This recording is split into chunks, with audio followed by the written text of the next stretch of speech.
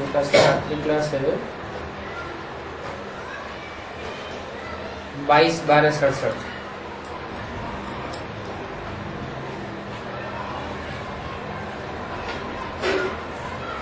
ईश्वरीय सेवा से बहुतों का कल्याण करना है। कोई कोई को तो सर्विस का बहुत शौक रहता है, तो गर्मी सर्दी आदि को भी नहीं देखते।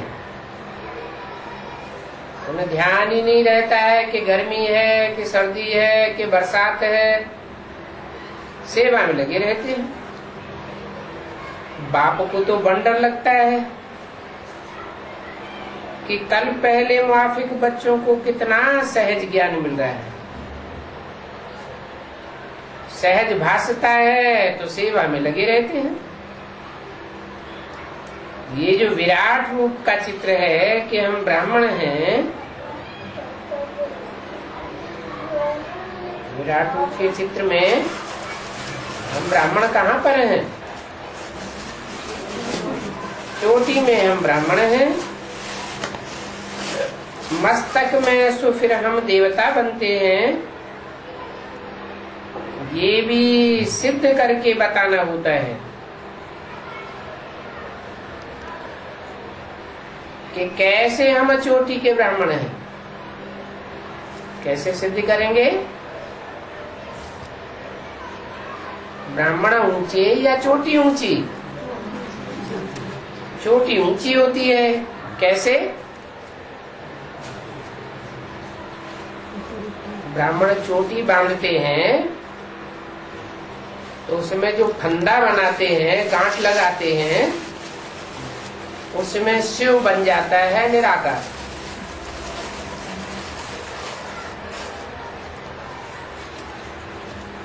मस्तक में जो देवताएं दिखाए गए हैं वहां शिव होता है क्या? वहां शिव परमात्मा का मेल आत्मा के साथ नहीं होता। और जो चोटी में ब्राह्मण दिखाए गए हैं वहां शिव परमात्मा होता है।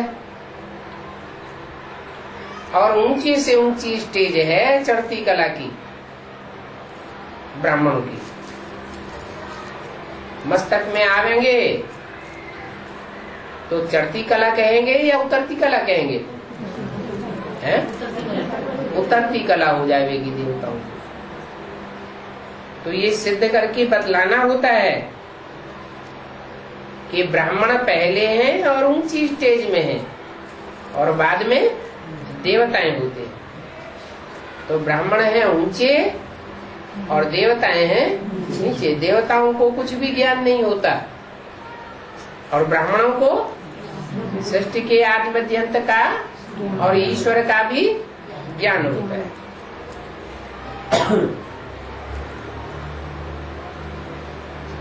सिद्ध करके बताना है कि ब्राह्मण तो पुरुषोत्तम संगम युग पर ही होते हैं, और कोई युग को पुरुषोत्तम संगम युग नहीं कहेंगे। क्यों?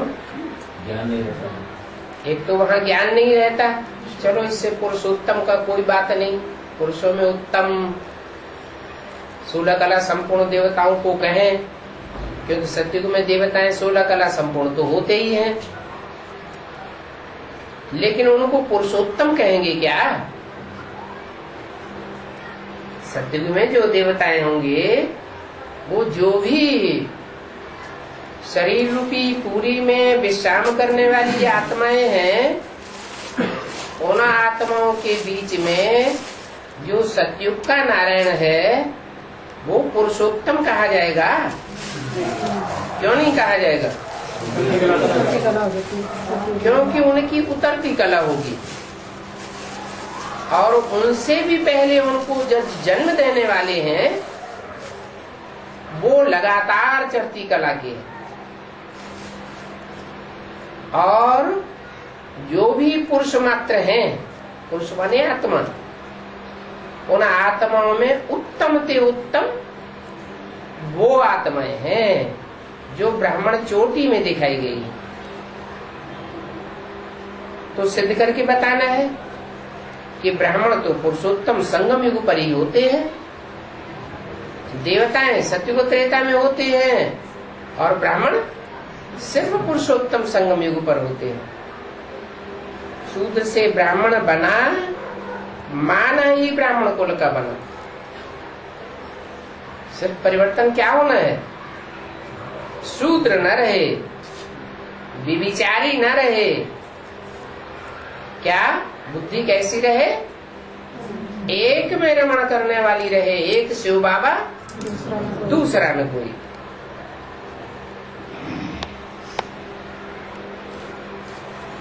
तो शूद्र से ब्राह्मण बना, माना ही ब्राह्मण कुल का बना, ब्रह्मा की औलाद बना, ब्रह्मा का फॉलोअर बना।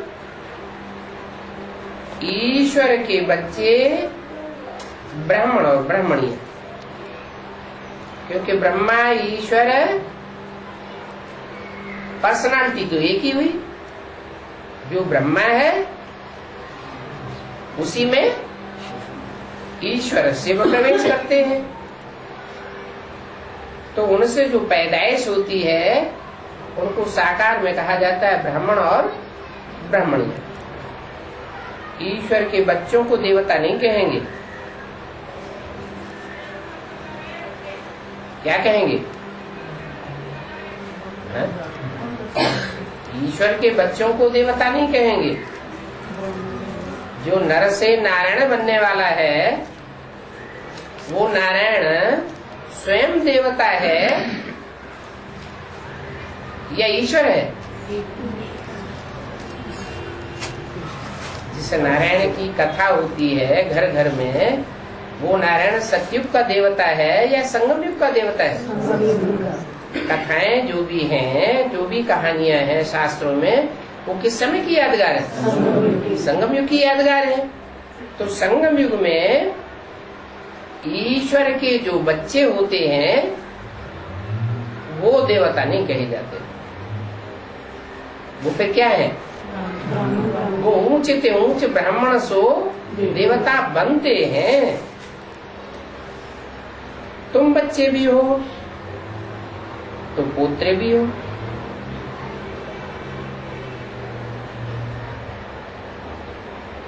ब्राह्मण कुल ही सर्वोत्तम कुल है। देवता कुल कोई सर्वोत्तम कुल नहीं है। ये भी समझाना पड़ता है कि हम ब्राह्मण कुल के हैं, हम अभी देवताई कुल के नहीं बने हैं। क्योंकि देवताएं होते हैं सब पवित्र। पवित्र दुनिया में सब कैसे होंगे? सब पवित्र होंगे। और अपवित्र दुनिया में सब अपवित्र होते हैं। और हम हैं संगम के, न हम अपवित्र दुनिया के हैं और न पवित्र दुनिया के। प्रजापिता ब्रह्मा का बाप शिव बाबा ठहरा।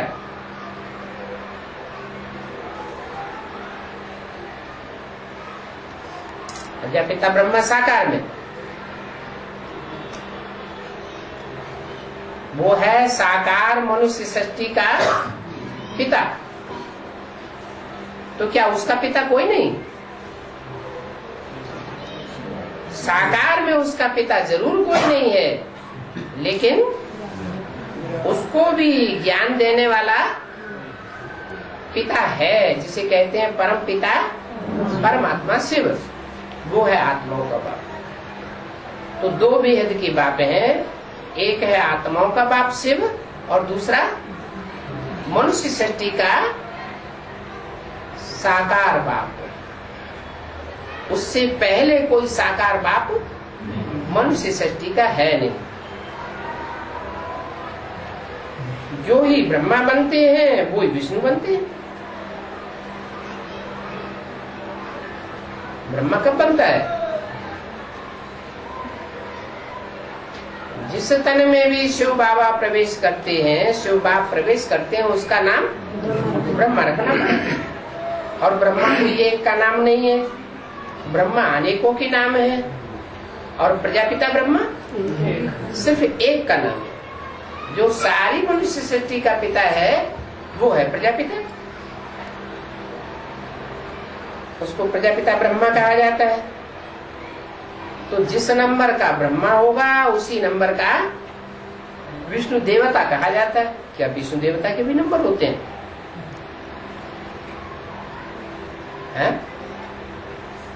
ब्रह्मा तो अनेक होते हैं और विष्णु तो एक ही होता है। एक विष्णु तो उसमें नंबर कैसे होंगे? नहीं होंगे। विष्णु की 4 भुजाएं दिखाई जाती है।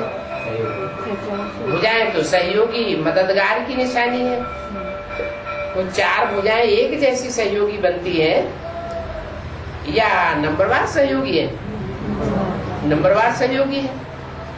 कोई राइटियस के रूप में सहयोगी है, कोई लेफ्टिस के रूप में सहयोगी है, कोई ऊंची कोटि की ऊपर वाली भुजाएं हैं, कोई नीची कोटि की नीचे वाली भुजाएं हैं। कोई है जो भुजा तो नहीं है लेकिन उनके लिए दिखाया है क्या कि भुजाओं को चलाने वाला है।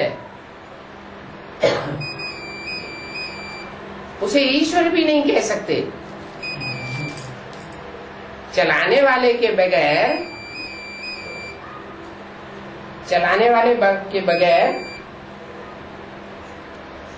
भुजाएं चलेंगी कैसे? चलेंगी क्या? चलाने वाले के बगैर भुजाएं नहीं चल सकती।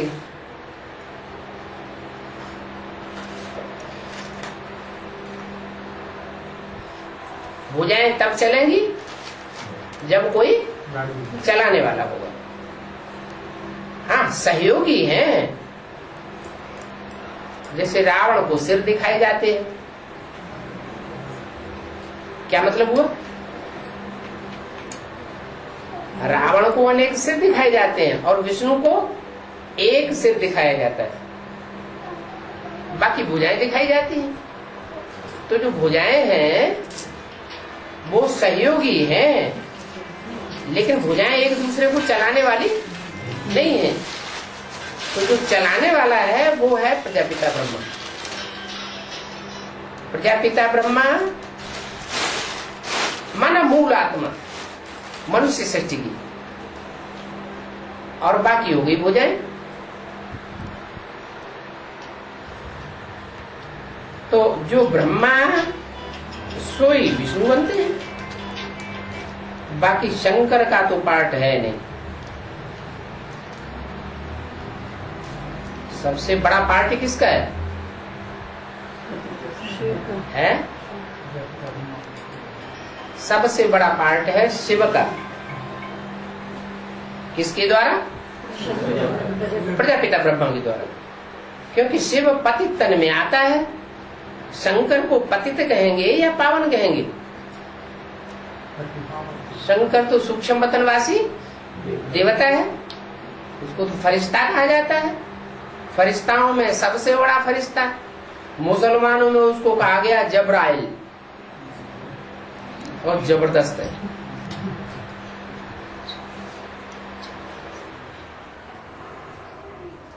वो फरिश्ता है परंतु पतित मनुष्य नहीं है। और प्रजापिता जब तक इस सृष्टि पर प्रजापतित रूप में है तब तक प्रजापिता भी पतित।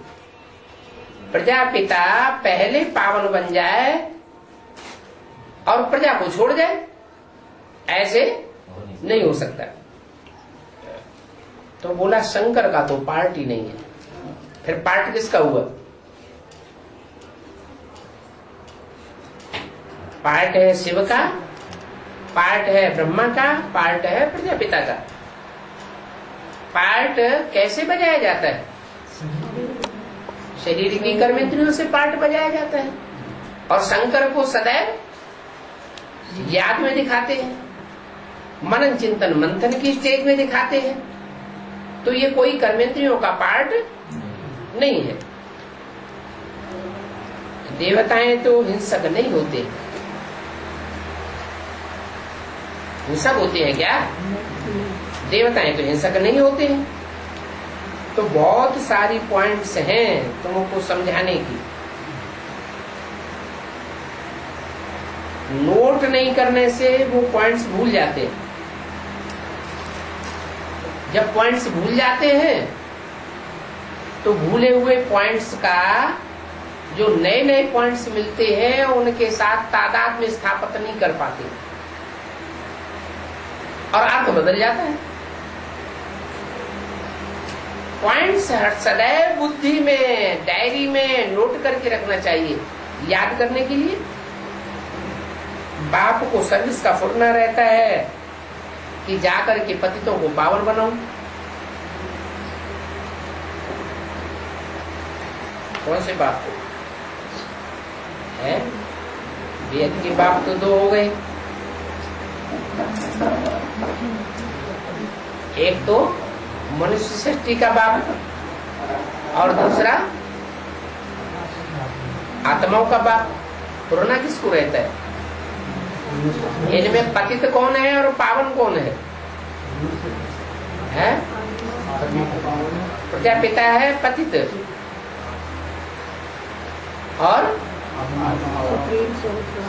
और शिव बाप है एवर प्योर।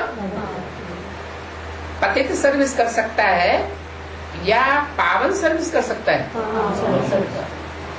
कोई भी आत्मा खुद ही पतित है तो जो जैसा होगा वैसा ही बनावेगा या अपने से अच्छा बना देगा? जैसा होगा वैसा बनावेगा। डॉक्टर होगा तो डॉक्टर बनावेगा, इंजीनियर होगा तो इंजीनियर बनावेगा, वकील होगा तो वकील बनावेगा। तो प्रजापिता ही पतित है तो सारी दुनिया पतित। प्रजापिता में शिव परमात्मा बाप प्रवेश करते हैं तो सर्विसेबल आत्मा कौन सी हुई?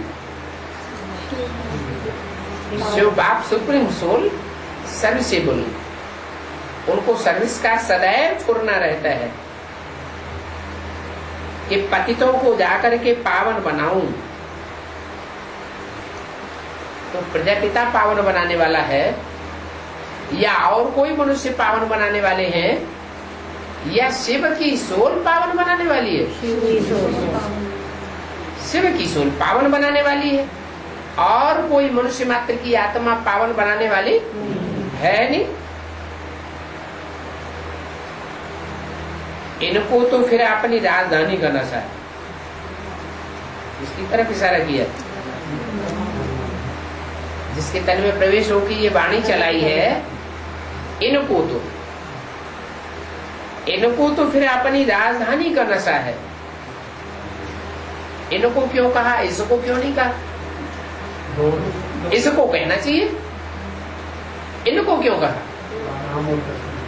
हाँ, दोनों ही आत्मा, भले इनमें अभी राम वाली आत्मा में प्रवेश नहीं है लेकिन आदि में प्रवेश तो किया था, तो इशारा उनकी तरफ भी है।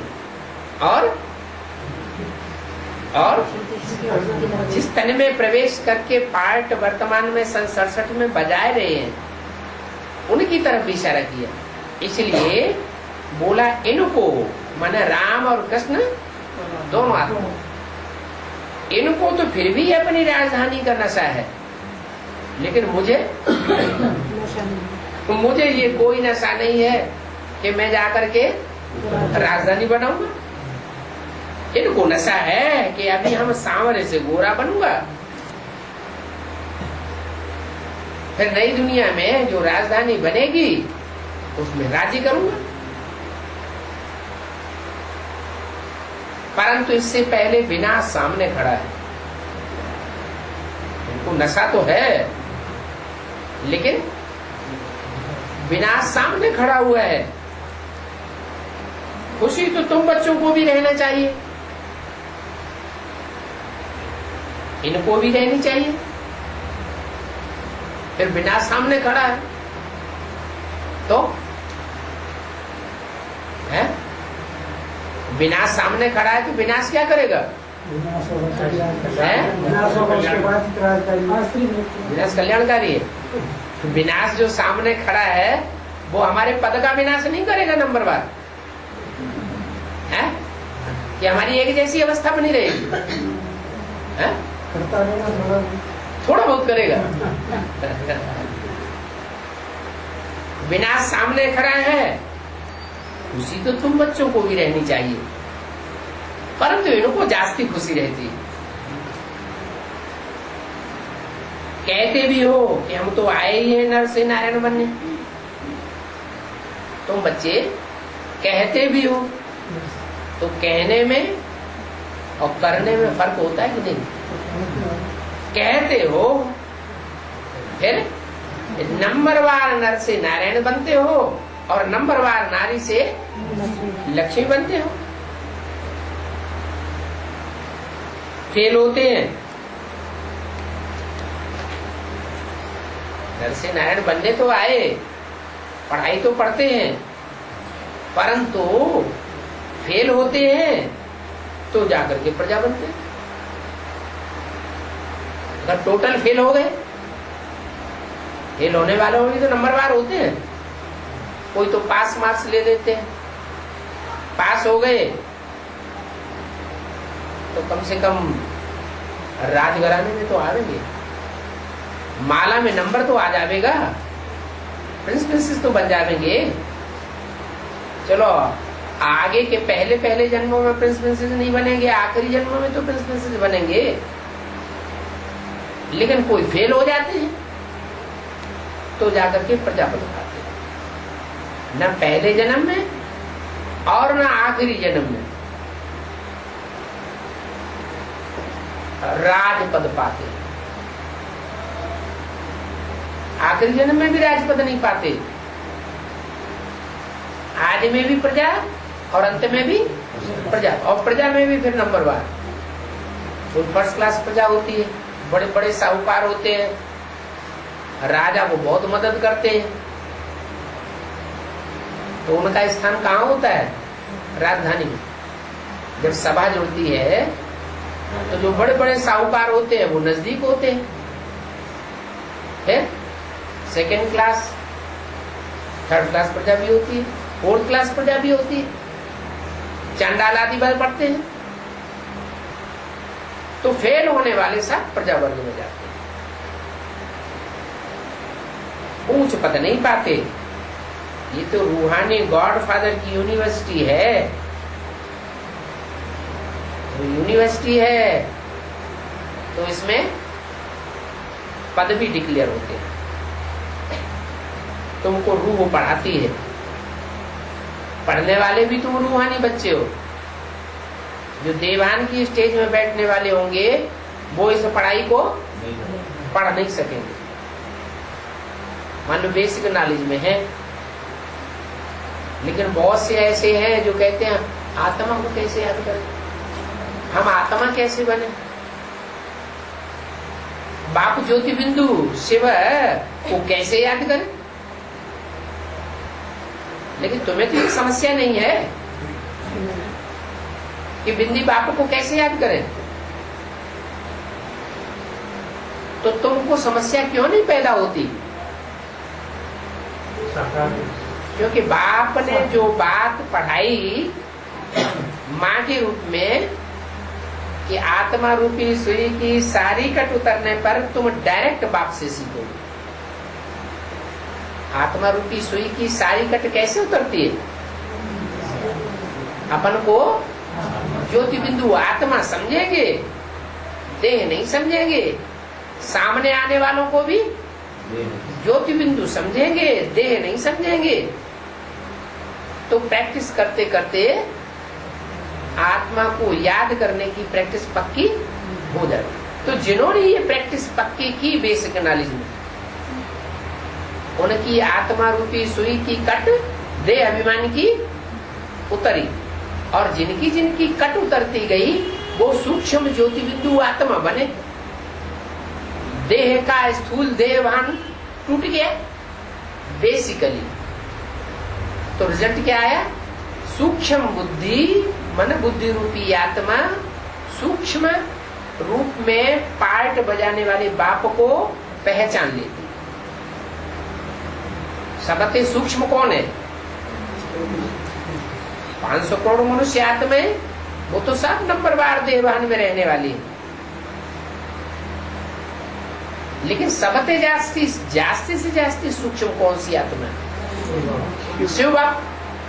तो शिव बाप को पहचानना ये सूक्ष्म आत्माओं का ही काम है, जो रूहानी स्टेज धारण नहीं करते, अपन को आत्मा नहीं समझते, वो रूहानी बाप को जो इस सृष्टि पर प्रत्यक्ष होने वाला है उसको पहचान नहीं सकेंगे।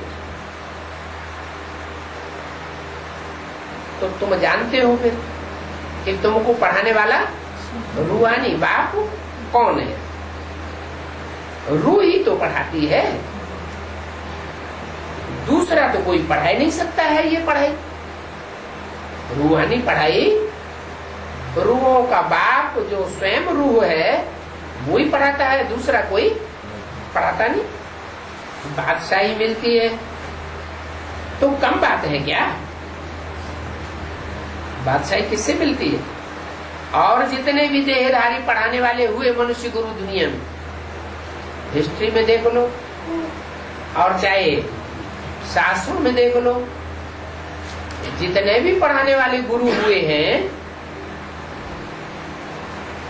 वो गुरु किसी ने राजाई दी है, विश्व की बादशाही दी है? नहीं दी है।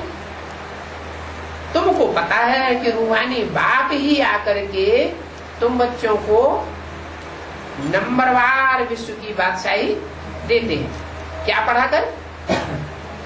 ये सहज राजयोग की पढ़ाई पढ़ाकर। परंतु पावन तो बनते नहीं है।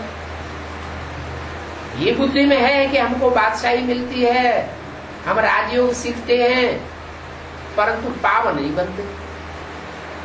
यहाँ पढ़ाई का मूल तंत्र क्या है? पवित्र बनो, योगी बनो।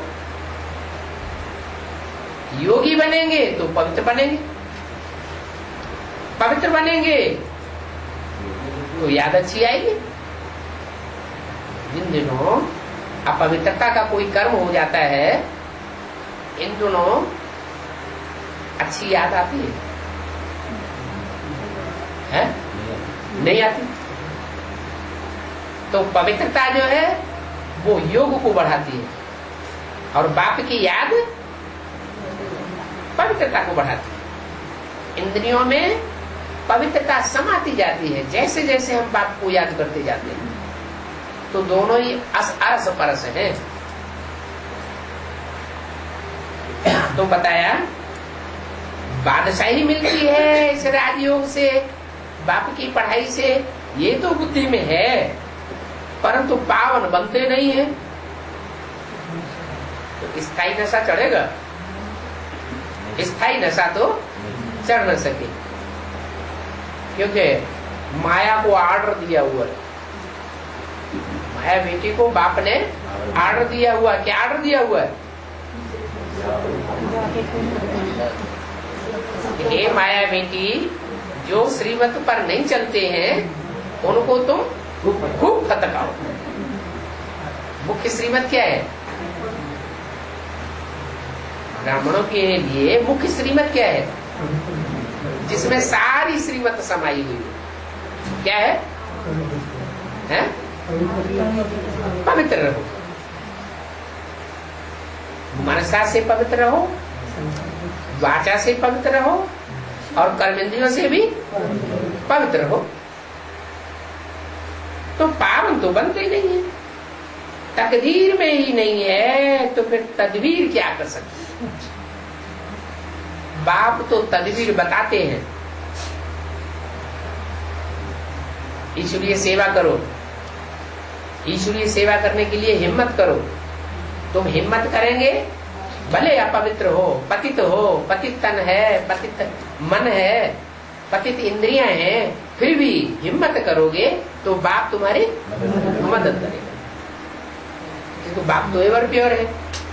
एवर प्योर बाप,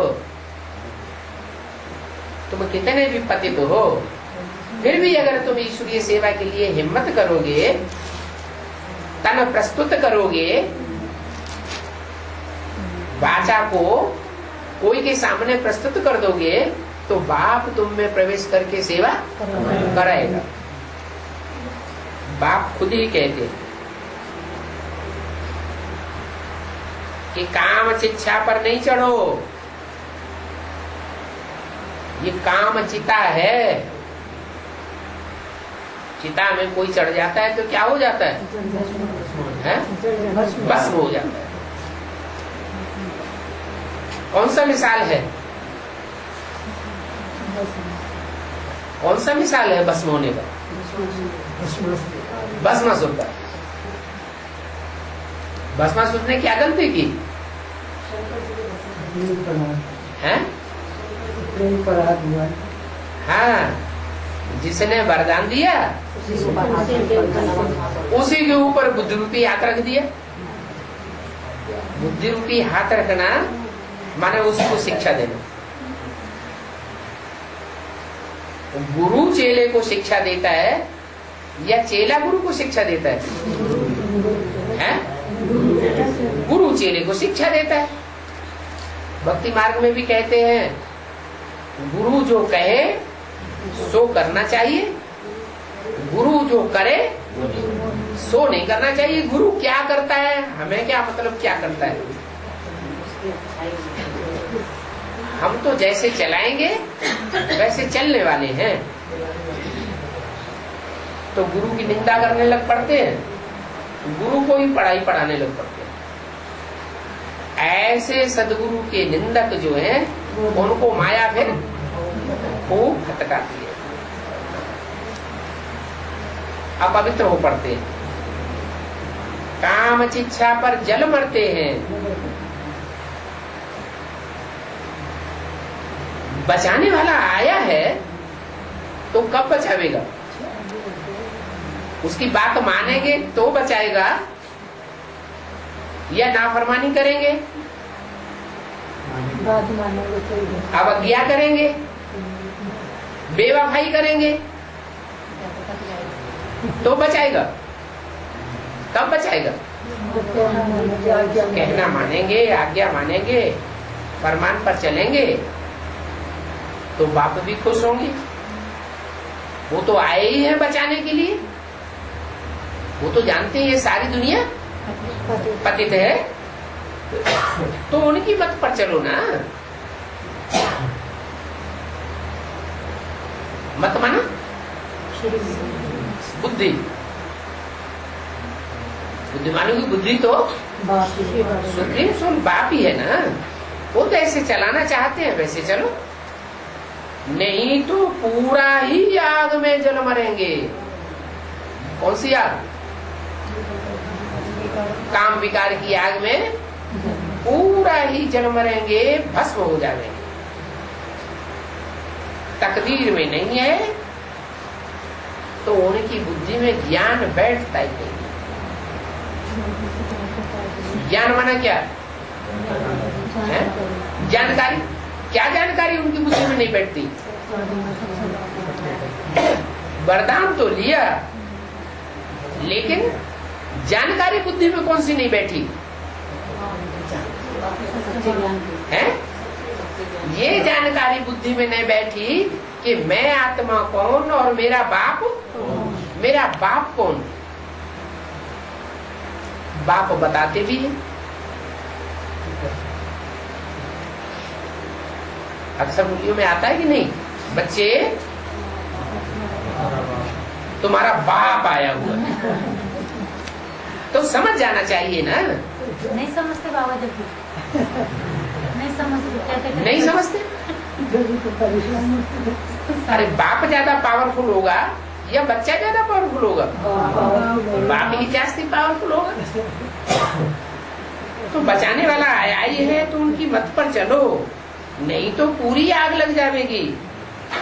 तकदीर में नहीं है तो उनकी बुद्धि में बाप का ज्ञान बैठता ही, बाप की पहचान बैठती नहीं।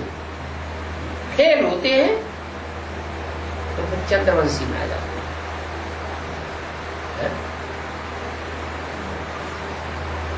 कब आ जाते हैं चंद्रवंशी? आदि में आ जाते हैं, मध्य में आ जाते हैं, या जब फाइनल पेपर होता है तब आ जाते हैं। जब फाइनल पेपर होंगे तो फेल हो जाते हैं। बाप ने जो पढ़ाई पढ़ाई है सहजराज योग की, वो पढ़ाई सहज नहीं लगती है। कैसी लगती है? कठिन लगती है। मोहब्बत पैदा होती ही नहीं।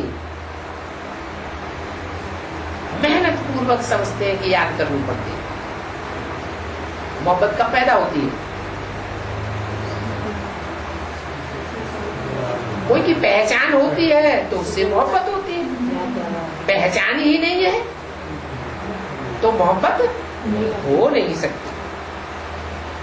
फेल हो जाते हैं तो चंद्रवंशी में आ जाते हैं। अरे बाप तो ज्ञान सूर्य है और वो इसमें आ जाते, चंद्रवंशी में आ जाते। ये चंद्रवंशी क्या होता है? बाप के डायरेक्ट बच्चे, ज्ञान सूर्य के बच्चे सूर्यवंशी नहीं बन पाते। क्या बन जाते हैं? चंद्रवंशी बन जाते। ये चंद्रवंशी कहां से आ गया? है? अरे सूर्य डायरेक्ट रोशनी देने वाला है खुद, और सूर्य को कोई रोशनी देने वाला नहीं है। और चंद्रमा, चंद्रमा पहले सूर्य से लेता है फिर देता है। तो जो खुद लेने वाला है वो दूसरों को क्या देगा? संपूर्ण देगा या अपूर्ण देगा? अधूरा ही देगा। तो चंद्रमा कौन है ब्राह्मणों की दुनिया में? चंद्रमा सिर्फ ब्रह्मा ही नहीं है। ब्रह्मा कहने मात्र से ही दादा लेखराज समझ लेते हैं। बाप ने तो कहा मैं जिस तन में भी प्रवेश करूंगा उसका नाम ब्रह्मा रखना पड़े। तो कितने ब्रह्मा हो गए? ब्रह्मा तो ढेर हो गए। शास्त्रों में पंचानन कहा जाता है, चतुरानन कहा जाता है। कितने मुख है ब्रह्मा के? 5 मुख भी है, 4 मुख भी है। तो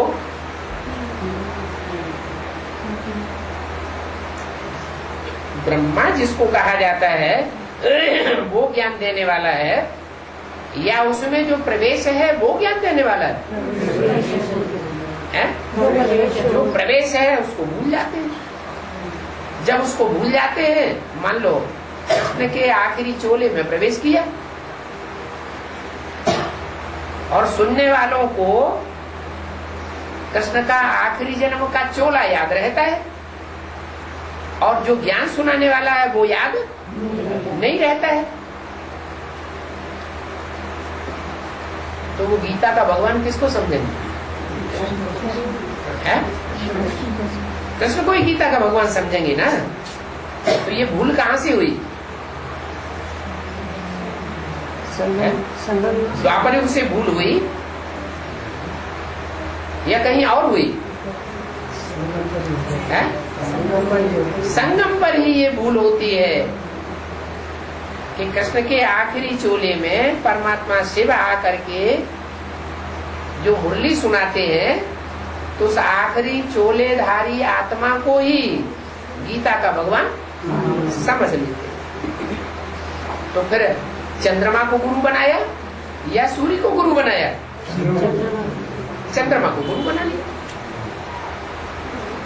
ऐसे ही चंद्रमा की गोद में पलने वाले जो भी मनुष्य मात्र हैं, नंबरवार ब्राह्मण कहे जाते हैं। तो ब्राह्मणों की भी नीची ऊंची कुरियां होती हैं। तो जो नीची कुरी के ब्राह्मण हैं वो ब्रह्मा को ही सब कुछ समझ लेते हैं, गीता का भगवान समझ लेते हैं। आज सारी दुनिया गीता का भगवान किसको समझे बैठी? कृष्ण की आत्मा को ही गीता का भगवान समझे बैठी। वास्तव में कृष्ण वाली आत्मा के थ्रू भगवान भगवान के रूप में संसार में प्रत्यक्ष नहीं होता है। कृष्ण वाली आत्मा ने स्वयं ही बाप के असली साकार रूप को नहीं पहचाना। अगर ब्रह्मा ने ही पहचान लिया होता तो उनकी रहबरी में पलने वाले जितने भी पले सन 36-37 से लेकर के और सन 68 तक, वो सब उस सुप्रीम सोल को जान जाते हैं और रूहानी स्टेज में टिक जाते हैं।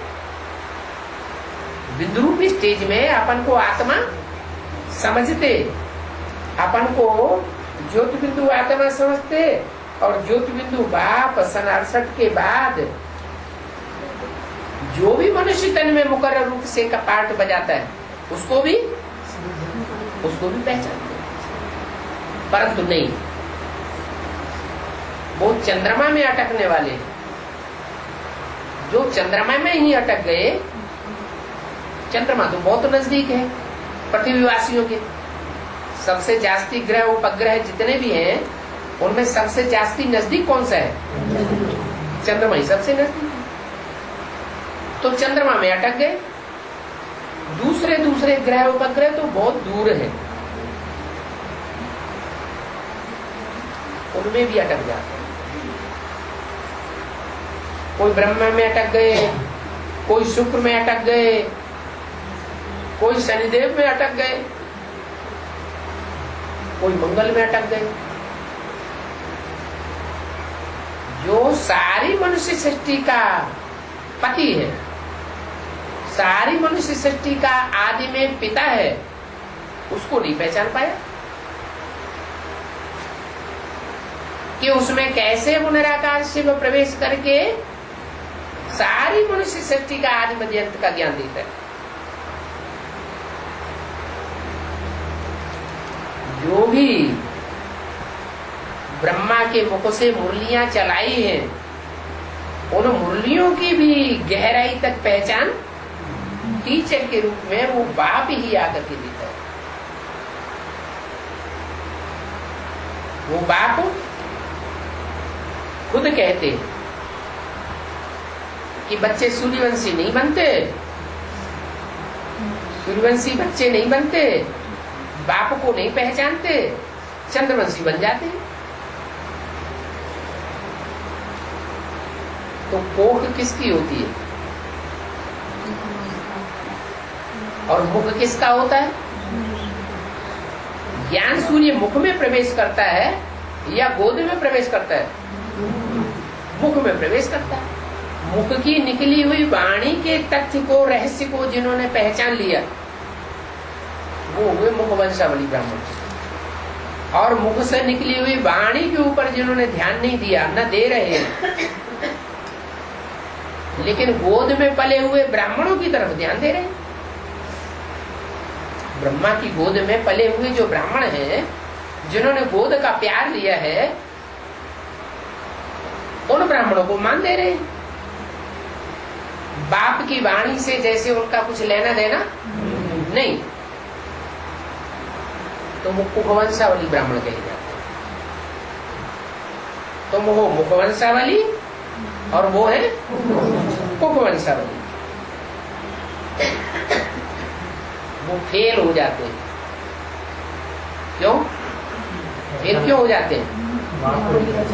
क्योंकि बाप सूर्य को नहीं पहचाना, ज्ञान सूर्य को नहीं पहचाना, ज्ञान सागर बाप को नहीं पहचाना। किसको पहचाना? ज्ञान चंद्रमा को पहचाना।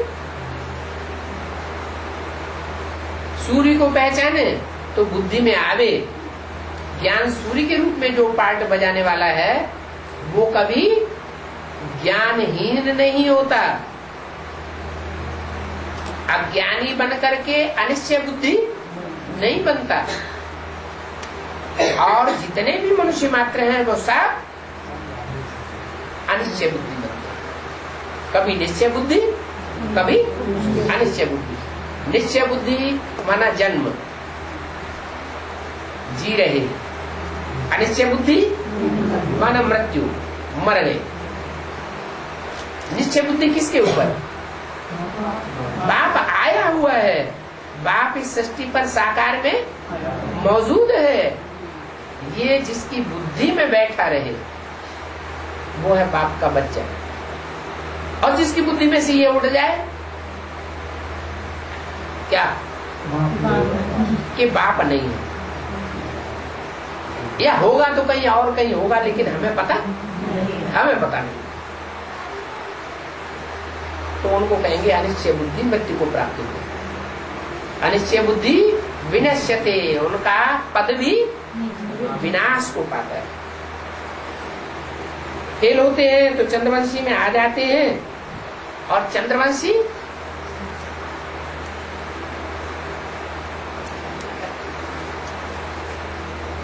थोड़े हैं या ज्यादा है? फेल होने वालों की संख्या बहुत ज्यादा है, क्योंकि यहाँ पद बहुत ऊंचा है।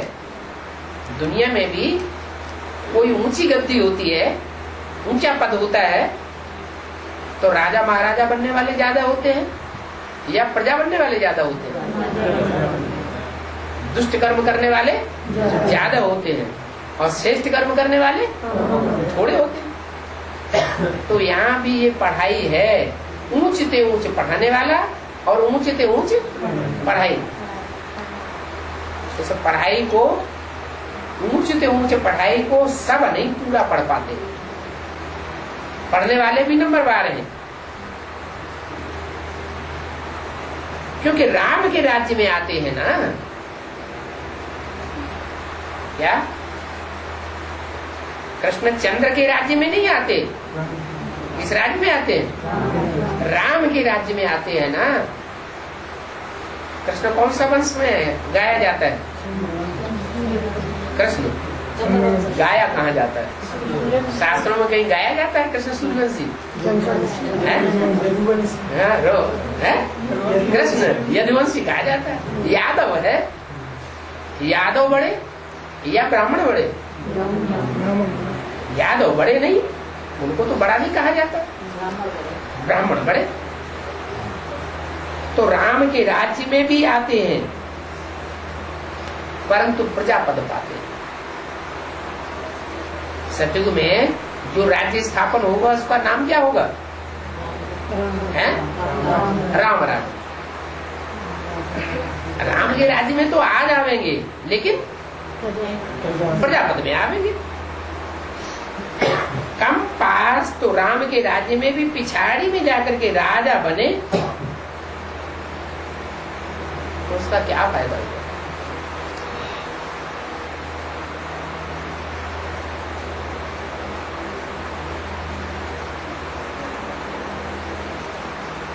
सच्चा सच्चा सुख तो नहीं दे सकते हैं ना।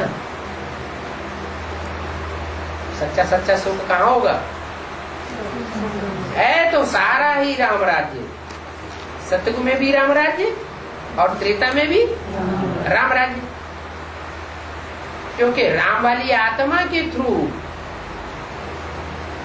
राम वाली आत्मा के अंतिम जन्म के चोले के थ्रू शिव बाप आकर के ये राजाई देवताओं की स्थापन करते हैं।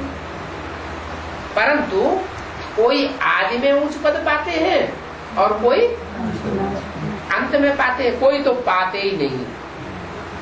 आदि में भी प्रजा वर्ग में रहे और अंत में भी प्रजा वर्ग में रहते हैं।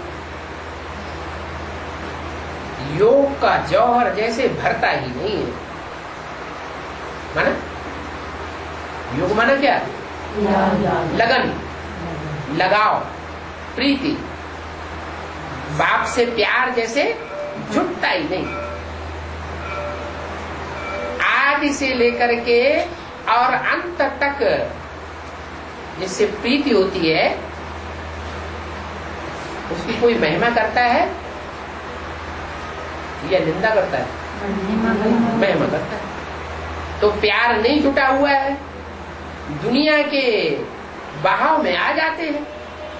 दुनिया निंदा करती है तो वो भी निंदक बन जाते हैं। तो निंदा करने वाले जो है वो प्रजापद में जाएंगे या उच्च पद पावेंगे? प्रजापद पावेंगे। याद का जौहर ही नहीं भरता। याद का जौहर कब भरे? जब लगाओ, लगन हो। लगन माने लगाओ, प्यार, स्नेह। योग माना जोड़, बुद्धि जुड़ी रहे किसके साथ? बाप के साथ बुद्धि जुड़ी रहे, बुद्धि का योग बना रहे, तो वो जौहर भरता ही नहीं। अब जब जौहर नहीं भरता तो आत्मा को निश्चय नहीं होता कि मैं आत्मा कौन सा पार्ट बजाने वाला हूं। इस सृष्टि रूपी रंगमंच पर ऊंच पार्ट बजाने वालों में से हूं या नीच पार्ट बजाने वालों में से हूं। विश्वास नहीं बैठता तो चेहरा लटका हुआ है। बाप कहते हैं मेरी याद में रहने वाले का चेहरा खिला हुआ रहेगा। याद में रहना ये अपने में खुद ही सेवा है, कोई सेवा न करता हो। बाबा कभी कभी लटक जाता है। 63 जन्मों का हिसाब किताब सामने आ रहा है ना। 63 जन्मों में कभी अच्छे कर्म किए हैं और कभी खराब कर्म किए हैं। रील घूम रही है, शूटिंग चल रही है, तो शूटिंग पीरियड में जब खराब कर्म उदय होते हैं, रील पर आ जाते हैं, तो अवस्था अच्छी बनेगी, अवस्था तो खराब बनेगी। फिर सदा एक सा समय तो रहता है नहीं। अच्छी रील घूमती है अच्छे कर्मों की, तो न चाहते हुए अवस्था बढ़िया बन जाती है। तो बाप कहते हैं अपन को आत्मा समझो। मूल बात ये है क्या, सब बातों का मूल फाउंडेशन, सारे पुरुषार्थ का पहला फाउंडेशन ये है। अब उस फाउंडेशन को जिसने ज्ञान में आने के टाइम शुरुआत में जिसने ये पक्का कर लिया क्या कि मैं आत्मा ज्योति बिंदु और मेरा बाप ज्योति बिंदु, बेसिक नॉलेज में ये फाउंडेशन डाला जाता है ना। तो जिसका फाउंडेशन पक्का हो गया वो याद की मंजिल भी ऊंची उठा सकता है। ज्ञान, योग, धारणा, सेवा, ये सारी मंजिलें ऊंची ऊंची उठाई जा सकती। कितनी भी ऊंची मंजिल उठाते चले जाओ, फाउंडेशन पक्का है तो प्राप्ति ही प्राप्ति करेगी। लेकिन जिन्होंने शुरुआत में ये पक्की प्रैक्टिस नहीं की, अलबेलापन कर दिया, एक तरफ ज्ञान भी सुनते रहे, दूसरी तरफ अपनी दुनिया दौरी के धंधे दौरी में भी लगे रहे, या अपवित्रता धारण कर ली, 7 दिन की पवित्रता का फाउंडेशन भी नहीं डाला, तो फिर ऐसों का फाउंडेशन कच्चा हो जाने से उनको अंत तक वो याद पक्की आत्मिक स्थिति, मैं आत्मा रूह हूँ, ये पक्का नहीं हो पाता। और वो बाप से पढ़ाई भी नहीं कर पाते। बहुत प्यार से चलो, अपन को आत्मा समझते हुए बहुत प्यार से चलो, परंतु ज्ञान नहीं होने के कारण वो प्यार ही नहीं होता। कौन सा प्यार कि हम हैं आत्मा, तुम हो आत्मा, आपस में भाई भाई।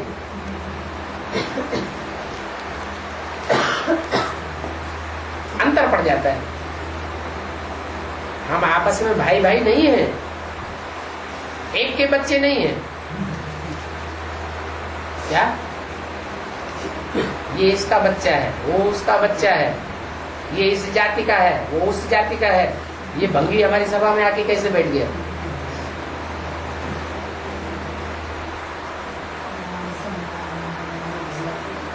ये तो बहुत गरीब है। तो ये बुद्धि रूहानी स्टेज में नहीं रहती कि हम सब आत्माएं आपस में भाई भाई। इस जन्म में भला कुछ भी हो, पूर्व जन्मों का देखा है कि कौन क्या था। समझो कोई इस जन्म में अंधा है, भीख मांगनी पड़ रही है, पूर्व जन्म में क्या था? कुछ भी तो हो सकता है। आत्मिक रूप में देखेंगे तो समानता रहेगी बुद्धि। आत्मिक रूप में नहीं देखते हैं, देह के रूप में देखते हैं, तो बुद्धि में समानता आती नहीं है। ज्ञान नहीं होने के कारण प्यार नहीं रहता। बाप आते हैं स्वर्ग की बादशाही स्थापन करेंगे। वो बादशाही कब स्थापन होती? स्थापन करने वाला क्या है? स्थापन करने वाला है, स्वस्थिति में सदा रहने वाला, सदा शिव। कभी उसको स्वस्थिति भूलती है? कभी ये समझता है मैं हट्टा कट्टा पहलवान हूं, कभी ये समझता है कि मैं विश्व का मालिक हूं, मैं इतना बड़ा बड़ा राजा बनूंगा? नहीं, वो तो राजा बनता ही नहीं, वो उसकी अपनी देह होती ही नहीं, वो तो सदैव ही ज्योति बिंदु है।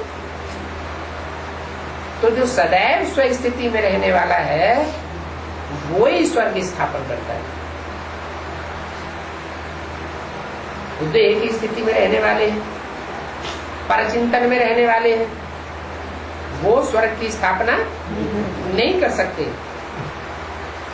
तो रूहानी बाप आते हैं, रूहानी बाप स्वयं ही स्वस्थिति में सदैव टिकने वाला है, तो वो ईश्वर की स्थापना करते हैं। स्व माने आत्मा, गया कहाँ गया? आत्मा की स्थिति में गया। यहाँ बैठे बैठे भी अभी तो चलो 30 साल पड़े हुए, 30-32 साल पड़े हुए हैं ना, लेकिन मान लो यहाँ बैठे बैठे भी कोई स्वस्थिति में सदाकाल के लिए टिक जाए तो अपने को कहाँ अनुभव करेगा? स्वर्ग में अनुभव करेगा। नरक की दुनिया के दुख भोगेगा ही नहीं, न दुख लेगा और न कोई को दुख देगा। ऐसी स्थिति बन जाएगी ज्ञान युक्त। तो बाप कहते हैं ज्ञान नहीं होने के कारण प्यार नहीं रहता रूहानी। बाप आते हैं स्वर्ग की बादशाही स्थापन करने। कभी बादशाही थी ना इस सृष्टि पर, किसकी? अरे आज तो सारी दुनिया में हर देश में प्रजा के ऊपर प्रजा का राज्य है, कोई राजा नहीं रहा, सब क्या हो गए? सब प्रजा बन गए। मिनिस्टर की गद्दी पे बैठा है, प्राइम मिनिस्टर की गद्दी पे बैठा है, प्रेसिडेंट की गद्दी पे बैठा है, तो भी क्या है? तो भी एक तरह से प्रजा ही है। राजा अपने आधार पर जैसे चलता है, निराधार होता है। आज का प्रेसिडेंट निराधार है क्या? है रबर स्टाम्प है।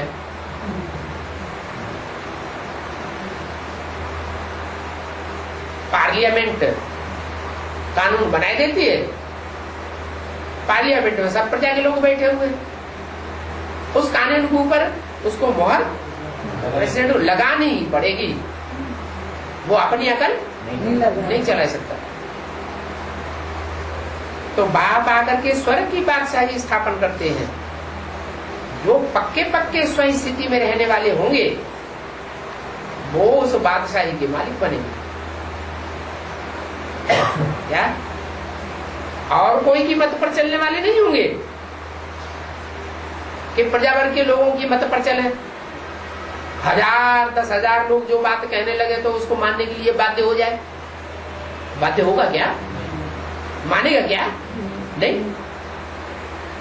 जो बाप का असल सूर्यवंशी बच्चा होगा वो ज्ञान सूर्य बाप की बात पर अटल रहेगा या दुनिया वालों की बात मान करके उससे प्रभावित हो जाएगा? बाप की बात मानेगा। तो बाप आए ही स्वर्ग की बादशाही स्थापन करने। ऐसी बादशाही थी ना, कैसी? जिसमें तुम साफ स्वस्थिति वाले थे।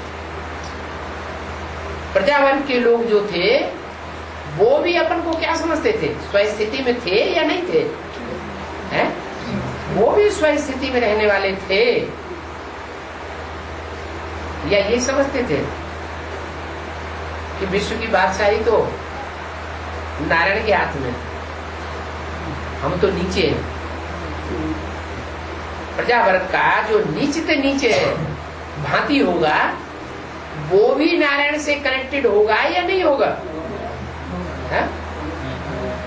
वसुधैव कुटुंबकम का मतलब क्या है? जो भी वसुधा मात्र है, उस वसुधा के जो भी प्राणी मात्र हैं वो सब एक से जुड़े हुए हो। जैसे परिवार में हर भांति एक बाप से जुड़ा हुआ होता है। बाप की दुकान चल रही हो, बाप का कारखाना चल रहा हो, तो बच्चे क्या कहेंगे? मेरा कारखाना, मेरी दुकान? ये नहीं, मेरी नहीं है, बाप की है। ऐसे कहेंगे क्या? नहीं। तो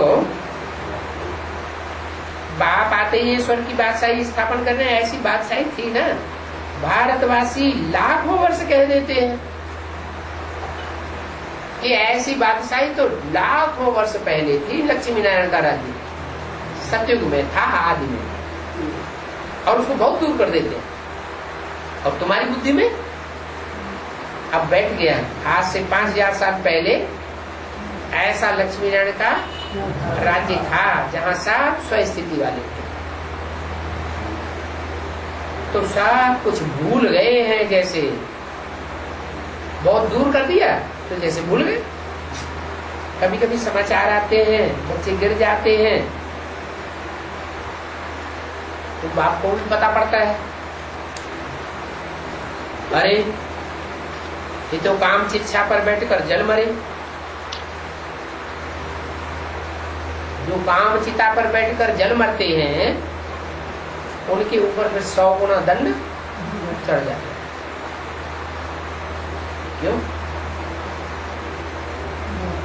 क्रोधी चिता पर जो जल मरते हैं उनके ऊपर नहीं चढ़ता है?